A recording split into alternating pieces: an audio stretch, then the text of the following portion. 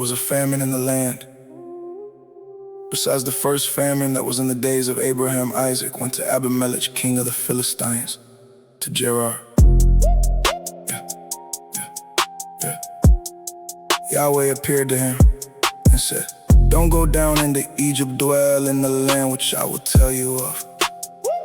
Sojourn in this land, and I will be with you, and will bless you. For to you and to your seed I will give all these lands, and I will establish the oath which I swore to Abraham your father. I will multiply your seed as the stars of the sky, and will give to your seed all these lands. In your seed will all the nations of the earth be blessed. Because Abraham obeyed my voice and kept my charge, my commandments, my statutes, and my laws." Isaac lived in Gerar. The men of the place asked him about his wife. He said, "She is my sister." For he was afraid to say my wife, lest he thought the men of the place might kill me for Rebekah, because she was beautiful to look on.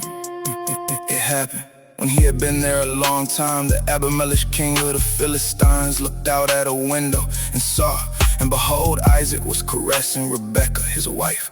Abimelech called Isaac and said, "Behold, surely she is your wife. Why did you say she is my sister?" Isaac said to him, "Because I said, lest I die because of her." Abimelech said, "What is this you have done to us? One of the people might easily have lain with your wife, and you would have brought guilt on us." Abimelech charged all the people, saying, "He who touches this man or his wife will surely be put to death."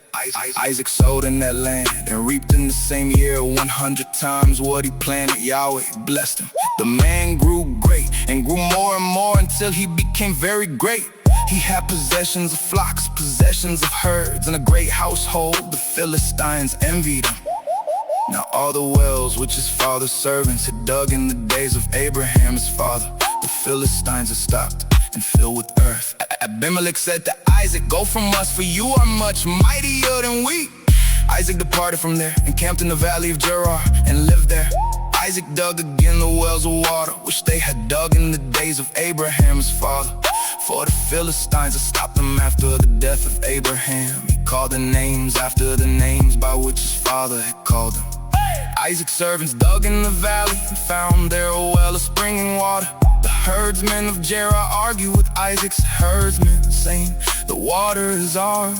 He called the name of the well Esek, because they contended with him. They dug another well and they argued over that also. He called the name of it Sitnah.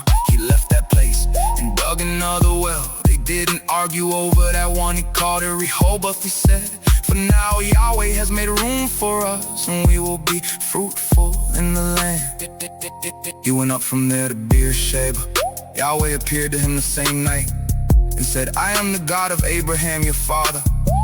Don't be afraid, for I am with you and will bless you, and multiply your seed for my servant Abraham's sake." He built an altar there and called on the name of Yahweh and pitched his tent there. There Isaac's servants dug a well. Then Abimelech went to him from Gerar, and Ahuzzath his friend, and Phicol the captain of his host. Isaac said to them, "Why have you come to me, since you hate me and have sent me away from you?" They said, "We saw plainly that Yahweh was with you." We said, "Let there now be an oath between us, even between us and you, and let us make a covenant with you, that you will do us no harm, as we have not touched you, and as we have done to you nothing but good, and have sent you away in peace. You are now the blessed of Yahweh." He made them a feast, and they ate and drank. They rose up sometime in the morning and swore one to another. Isaac sent them away, and they departed from him in peace. It happened the same day that Isaac's servants came and told him concerning the well which they had dug, and said to him, "We have found water." He called it Sheba. Therefore the name of the city is Beersheba to this day. When Esau was 40 years old, he took his wife Judith, the daughter of Beeri the Hittite, and Basemath, the daughter of Elon the Hittite. They grieved Isaac and Rebekah's spirits.